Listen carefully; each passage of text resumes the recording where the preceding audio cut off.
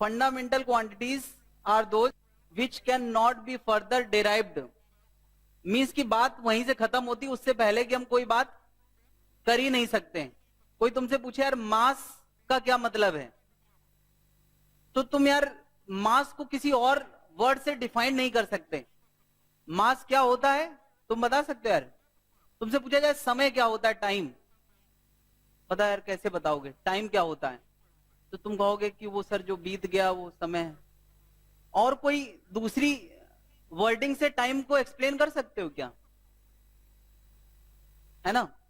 तो मैं कहूंगा यार टाइम तुम भी समझते हो, मैं भी समझता हूं, आपस में दोनों समझ रहे हैं कि समय क्या है, जो बीत गया वो समय है, लेकिन उसको हम किसी और टर्म से डिफाइन नहीं कर सकते क्योंकि बात शुरू ही वहीं से होती है ना?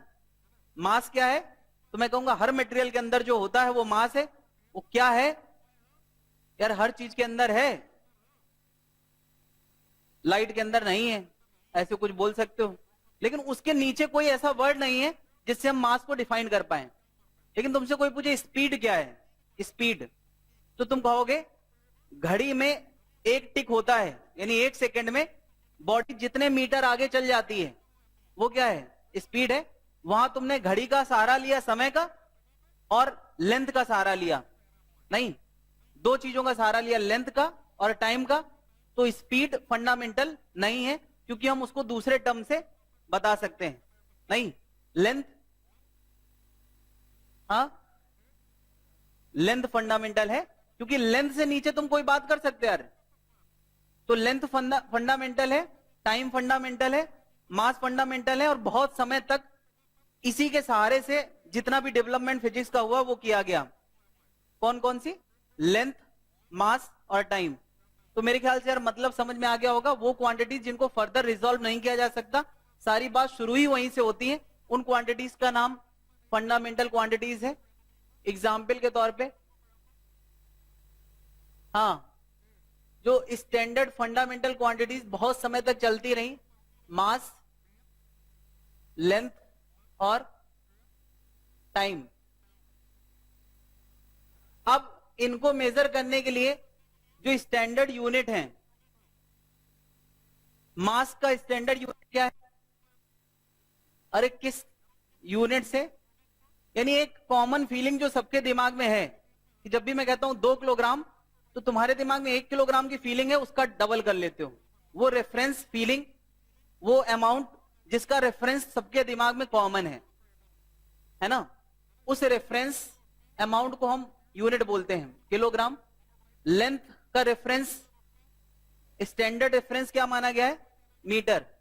तो फंडामेंटल क्वांटिटीज की ये यूनिट है मीटर, और टाइम की सेकेंड, है ना? तो जब भी हम कहते हैं यार यूनिट, तो उसकी एक कॉमन फीलिंग सबके दिमाग में होना चाहिए, है ना? तो अगर उसके आगे 10 लगा है तो हम समझ जाएंगे उसका 10 टाइम्स, 20 लगा है तो उसका 20 टाइम्स, है ना?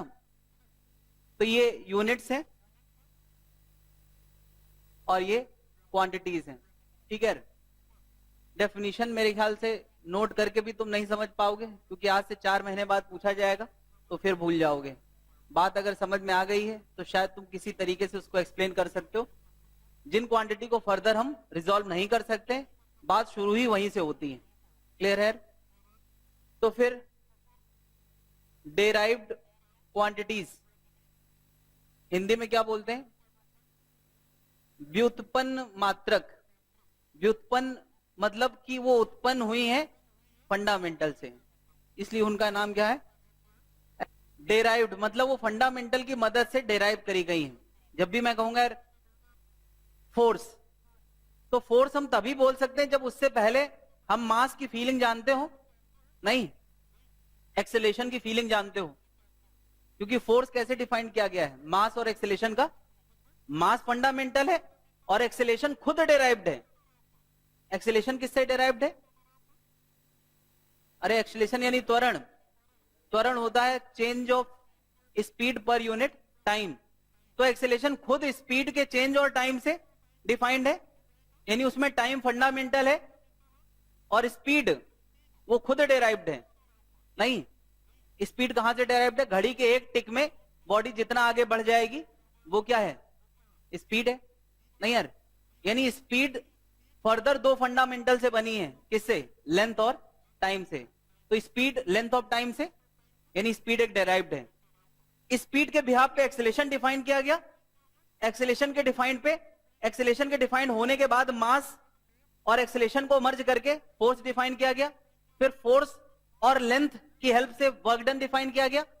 जैसे जैसे हम आगे बढ़ते जाएंगे तो हम देखेंगे यार कि कुछ जो जनरल डेवलपमेंट है वो फंडामेंटल की हेल्प से हुआ, और फिर उसके आगे का डेवलपमेंट डेराइव्ड की हेल्प से हुआ। नहीं यार, बात समझ रहे यार? तो फंडामेंटल चीजें पहले आई, उनकी हेल्प से डेराइव्ड क्वांटिटी बनती चली गई, और डेराइव्ड के ऊपर डेराइव्ड बनती चली गई। नहीं, तो डेराइव्ड का मतलब क्या है कि जो फंडामेंटल की हेल्प से एक्सप्लेन करी जा सकती है, यानी यार डेराइव्ड के नीचे बात हो सकती है, किनकी? फंडामेंटल की, लेकिन फंडामेंटल के नीचे किसी और बात के करने की कोई गुंजाइश नहीं है। तो डेराइव्ड के लिए मैं फिर से यार एग्जाम्पल लिख देता हूं। एग्जाम्पल, स्पीड, एक्सेलरेशन, है ना, और फोर्स, वर्क इत्यादि। यूनिट्स, तो जिस तरह से इनको डिफाइन किया गया है उससे इनकी यूनिट समझी जा सकती है। घड़ी के एक टिक में बॉडी कितना आगे बढ़ी, यानी कितने मीटर पर सेकेंड, वो स्पीड की यूनिट हो जाएगी। नहीं, एक्सेलरेशन, किसी बॉडी की कितनी स्पीड बदली पर यूनिट टाइम, यानी स्पीड के बिहाफ पे हम इसको एक्सप्लेन कर सकते हैं, कितनी स्पीड बदली, यानी मीटर पर सेकेंड में होगा। अरे बाद में हो गई तो चेंज भी किस में बोला जाएगा? इतने मीटर पर सेकेंड का चेंज पर सेकेंड, है ना, एक्सेलेरेशन की यूनिट बन गई, है ना। फोर्स मास और एक्सेलेरेशन के मल्टीप्लीकेशन से डिफाइंड है, तो ये हो जाएगा किलोग्राम मीटर पर सेकेंड स्क्वायर। फोर्स क्या होता है यार? मास इंटू एक्सेलरेशन, तो एक्सेलरेशन की है मीटर पर सेकेंड स्क्वायर, और मास मल्टीप्लाई हो गया तो क्या हो गया? किलोग्राम मीटर पर सेकेंड स्क्वायर, है ना। तो फंडामेंटल क्वांटिटीज डिफाइंड हुई, उसके बाद बहुत सारी डेराइव्ड क्वांटिटी बनती चली गई। फॉर एग्जाम्पल यहां मैंने कुछ नाम दिए हैं। लेंथ का मेजरमेंट, टाइम का मेजरमेंट करने लगे तो ये डेफिनेशन बनाने लायक हो गए, स्पीड की और एक्सेलेरेशन की। जब मास डिफाइंड हो गया, है ना, तो मास की हेल्प से और पुरानी यूनिट्स की हेल्प से, पुरानी क्वांटिटीज की हेल्प से फोर्स पिक्चर में आया, नहीं, वर्क डन पिक्चर में आया। पावर, पावर होता है F into V, force defined हो चुका है, वेलोसिटी डिफाइंड हो चुका है, तो अब पावर डिफाइंड किया जा सकता है। इन तीन फंडामेंटल क्वांटिटी के बाद बहुत सारे नाम इन्वॉल्व हो गए। ये सारी चीजें इन तीन फंडामेंटल क्वांटिटी के बिहाफ पे बोली जा सकती थी, लेकिन जैसे जैसे डेवलपमेंट हुआ, जरूरतें बढ़ी, इंसान को और भी नई फीलिंग को जन्म देना पड़ा। जैसे टेम्परेचर, तो टेम्परेचर क्या है यार? क्या टेम्परेचर के लिए दूसरे वर्ड यूज नहीं कर सकते, क्योंकि बात शुरू ही यहीं से होती है। नहीं, तुमने किसी चीज को छुआ, गर्म है या ठंडा है, उसी चीज का मेजरमेंट इससे होता है। उसको किसी और चीज से एक्सप्लेन करते हैं क्या? अरे टेम्परेचर को किसी और टर्म से एक्सप्लेन कर सकते हैं क्या? अरे बात ही यहीं से शुरू होती है। तो टेम्परेचर एक और फंडामेंटल क्वांटिटी इन्वॉल्व हुई, जिसके बाद उसको रेफरेंस मान के और नाम इन्वॉल्व कराए गए। जैसे स्पेसिफिक हीट कैपेसिटी, एक नाम पढ़ा होगा, हिंदी में बोलते हैं उसको विशिष्ट ऊष्मा। तो यहां पे टेम्परेचर को रेफरेंस मान के उसकी बात करी गई है ना। Specific heat capacity, of course heat, ये सब टेम्परेचर के बिहाफ पे बोली जाएंगी, है ना। अच्छा, कुछ चीजें फंडामेंटल थी नहीं, लेकिन उनको फंडामेंटल हिस्टोरिकल रीजन से मान लिया गया। जैसे करंट एक फंडामेंटल क्वांटिटी नहीं है, क्योंकि करंट फर्दर चार्ज से डिराइव्ड है। नहीं यार, करंट क्या होता है? चार्ज का फ्लो पर सेकेंड। लेकिन यार हुआ कुछ यूं है कि इंसान ने हमेशा पर्पस के हिसाब से आविष्कार किए हैं, डेवलपमेंट किए हैं दुनिया में। यार ये इंटरेस्टिंग बात है कि करंट आदमी ने पहले यूज किया, बाद में जाना कि करंट में होता क्या है। बात समझ रहे हैं? चार्ज वाली बातें बहुत बाद में अडॉप्ट करी गई हैं। चार्ज वाली थ्योरी हो सकता है पहले किसी ने प्रपोज करी हो, बट वो कोई मानता नहीं था। करंट का यूज करना इंसान ने पहले सीखा। तो जो पहले पिक्चर में आया उसको फंडामेंटल मान लिया गया, है ना, किसको, करंट को, और करंट के बिहाफ पे दूसरे डेफिनेशन दी गई है ना। तो यहां पे करंट फंडामेंटल है, इसके अलावा ल्यूमिनस इंटेंसिटी जो अमाउंट ऑफ एनर्जी को रिप्रेजेंट करती है ये भी फंडामेंटल है नहीं, ये असाइन किया हुआ फंडामेंटल है। इसके अलावा अमाउंट ऑफ सब्सटेंस ये भी फंडामेंटल नहीं, एक तरह से एक सेट ऑफ मॉलिक्यूल्स को, पार्टिकल्स को हम लोग अमाउंट ऑफ सब्सटेंस 1 मोल बोलते हैं। 1 मोल क्या है, 6.02 इंटू 10⁻23 पार्टिकल्स की काउंटिंग का एक सेट होगा, उसको हम क्या बोलेंगे, 1 मोल। अब अगर वो एटम्स है तो 1 मोल एटम, अगर आयंस है तो 1 मोल आयंस, इस तरह से 1 मोल को डिफाइन किया गया है। और मोल डिफाइन करने के बाद बहुत सारे और डेराइव्ड टर्म्स इन्वॉल्व कराए गए हैं फिजिकल केमिस्ट्री में, फिजिक्स में नहीं यार, फिजिकल केमिस्ट्री में और भी टर्म्स आते हैं जैसे molarity, molality, mole fraction, concentration वगैरह वगैरह। तो देख सकते हैं यार कि फंडामेंटल जब डिफाइंड होता है उससे लदी हुई डेराइव्ड क्वांटिटी डिफाइंड होती जाती है। बात समझ में आ गई यार? मेरे ख्याल से इसमें मैं कुछ रटाऊंगा नहीं, है ना, वजह दिमाग में क्रिएट करना है, बाकी तुम जितना रट सकते हो ये तुम्हारी मर्जी है। तो अब यार जब इन सब चीजों का डेवलपमेंट हो रहा होगा तो क्या गारंटी कि हर कंट्री में लेंथ को मीटर में ही मेजर किया जा रहा हो? अरे ऐसा तो नहीं है। तो अलग अलग कंट्रीज में अलग अलग तरह से चीजों को मेजर किया जाता था, फंडामेंटल क्वांटिटीज को। तो 3 तरह के सिस्टम जो वाइडली पूरे दुनिया में यूज किए जाते थे, कौन कौन से? सीजीएस, जिसमें हम लोग बात करेंगे लेंथ को सेंटीमीटर में, मास को ग्राम में और टाइम को सेकंड में, सीजीएस सिस्टम। दूसरा सिस्टम जो वाइडली यूज होता था, ये फ्रांस में यूज होता था, एफपीएस। एफपीएस में लेंथ फीट में, है ना, मास पाउंड में और टाइम सेकेंड में, ये ब्रिटिश सिस्टम है। एमकेएस सिस्टम ये आज भी अडॉप्ट किया जाता है ना। एमकेएस सिस्टम में मास लेंथ मीटर में, एम फॉर मीटर, के फॉर किलोग्राम और एस फॉर सेकेंड। तो ये मेरे ख्याल से ये भी फ्रांस में यूज किया गया है। ये सिस्टम दुनिया में चल रहे थे। अब यार इतने सारे सिस्टम हो, मान लिया इंडिया ने कभी कोई सामान फ्रांस में बेचा और उसने अपना तरीका अपनाया कि भाई हम एमकेएस में बताएंगे, है ना, तो वो समझ जाएगा। लेकिन अगर वो एफपीएस में बेचने लगा कोई सामान लिख के तो वो नहीं समझ पाएंगे, क्योंकि उनके कंट्री में वो यूनिट चलती नहीं है। तो दुनिया भर के साइंटिस्ट ने मिलकर डिसाइड किया कि भैया ऐसा है कि ऐसा सिस्टम बनाया जाए कि दुनिया एक ही जैसा रखे, हर क्वांटिटी उन्हीं सिस्टम में बोली जाए, है ना। अब यार जब डेवलपमेंट हुआ तो यार ये दिक्कतें आने लगी, कोई अपना सामान फीट में बेच रहा है, कोई मीटर में बेच रहा है, कोई किलोमीटर में बेच रहा है। तो सबने एक कन्वेंशन बनाया कि भैया ऐसा है कि ऐसा कुछ करो कि हर चीज का एक सिंगल कन्वेंशन हो, पूरी दुनिया उसको अडॉप्ट करे, है ना। तो ऐसी एक कम्युनिटी बनाई गई जिन्होंने ये सिस्टम डिफाइंड किए, है ना। तो उस कम्युनिटी ने जो सिस्टम बनाया उनको हम एसआई सिस्टम बोलते हैं। क्या बोलते हैं? SI system. और उनमें ये सब चीजें एकदम सेट कर दी गई कि इन फंडामेंटल क्वांटिटी को, पहले तो फंडामेंटल क्वांटिटीज डिफाइन करी गई कि कौन कौन सी फंडामेंटल क्वांटिटी हैं।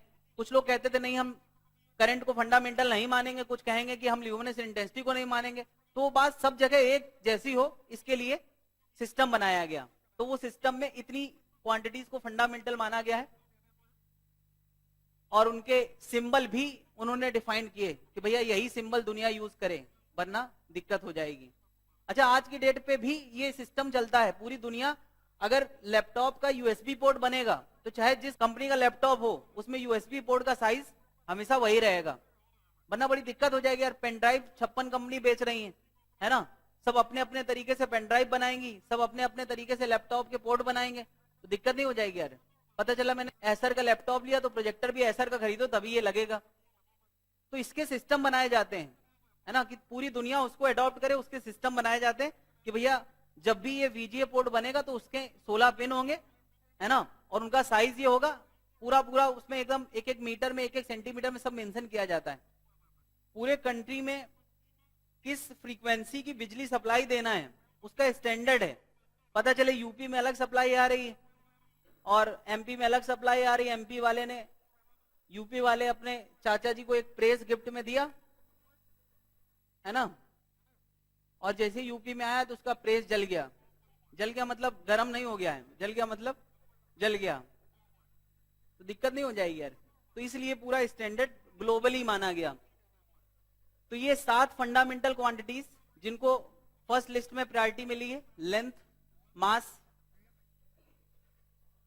और उनकी स्टैंडर्ड यूनिट जो ग्लोबली मानी जाती है, लेंथ की मीटर, मास की kilogram, symbol M for metre, kilogram for K, बल्कि केजी।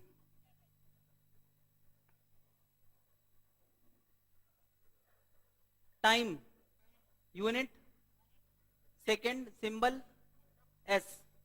ये सिंबल किताबों में यही लिखा मिलेगा, क्वेश्चंस में यही लिखा मिलेगा। टेम्परेचर यूनिट केल्विन है, सिंबल के है। ल्यूमिनस इंटेंसिटी इसकी यूनिट है कैंडिला, सीडी से डिनोट किया जाएगा। इसके बाद है करंट, करंट की यूनिट एम्पियर है, और कुछ लोग इसको ए से डिनोट करते हैं। स्टैंडर्ड सिंबल ए ही है। अभी डायमेंशनल एनालिसिस में इसको आई भी सिंबल कुछ लोग देते हैं। Quantity of matter, amount of substance, उसके लिए अभी मैंने बताया था मोल, और MOL करके ऐसे लिख दिया जाता है ना, यही स्टैंडर्ड तरीका है। तो ये 7 फंडामेंटल क्वांटिटी, उसके अलावा 2 बाद में जोड़ी गई, इसीलिए उनको सप्लीमेंट्री क्वांटिटी बोलते हैं, जिनको फंडामेंटल मान लिया गया है। एंगल जो हम लोग वो मेजर करते हैं प्रोटेक्टर से, रेडियन में, रेडियन उसकी यूनिट है और RAD लिख दिया जाएगा। दूसरा है सॉलिड एंगल, 3 डायमेंशनल एंगल, है ना, उसको स्टेरेडियन उसकी यूनिट है, और SR भी लिखते हैं। एक मैंने सिंबल देखा है कुछ जगह इस तरह से बना देते हैं, लेकिन स्टैंडर्ड सिंबल SR ही मानना पड़ेगा। ये किताब का अपना कन्वेंशन है कि वो ओमेगा लिख देता है, ये ओमेगा का सिंबल है। तो ये 7 फंडामेंटल क्वांटिटीज हैं, और ये उनके सप्लीमेंट्री 2 एक्स्ट्रा क्वांटिटीज हैं, ये उनके सिंबल्स हैं, जिनको जैसे बोला गया है, जैसे दुनिया मानती है वैसे ही हमें मानना पड़ेगा, इसमें हम बहस नहीं कर सकते, है ना। अच्छा, एक और समस्या, जब यार ये डिसाइड हो गया कि भैया तुम भी लेंथ को मीटर में मेजर करोगे, तुम भी मास को किलोग्राम में मेजर करोगे, तो एक समस्या और आ गई। मान लिया एक देश अपना मीटर इतना बड़ा बनाता है और एक देश अपना मीटर इतना छोटा बनाता है, तो भी तो समस्या हो जाएगी यार। तो फिर ये भी डिसाइड करना पड़ेगा कि तुम्हारा मीटर जितना बड़ा उतना ही बड़ा मीटर, है ना। तुम्हारे यहाँ सेकंड होता है 1 सेकंड का, और किसी और ने अपना 1 सेकंड किया है 10 सेकंड का, यानी घड़ी की सुई उसकी 10 सेकंड में एक टिक करती है। अरे ऐसी घड़ी बनाई नहीं जा सकती क्या कि तुम्हारे इंडिया वाली घड़ी में 10 सेकंड हो गए, तब जापान की घड़ी में 1 सेकंड हुआ, तो समस्या हो जाएगी यार।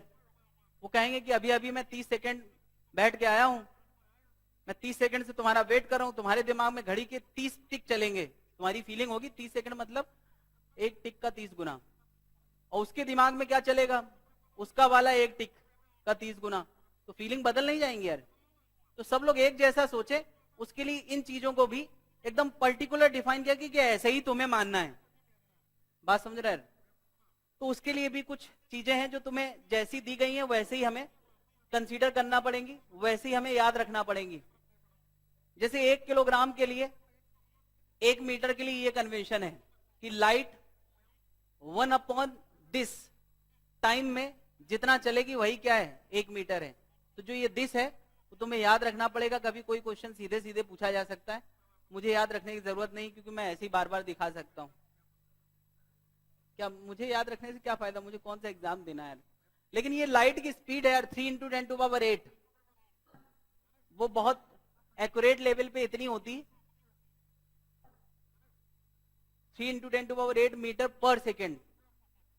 तो इतने सेकेंड में फिर वो 1 मीटर चलता होगा, उल्टी बात करी गई। एक और कन्वेंशन है, ये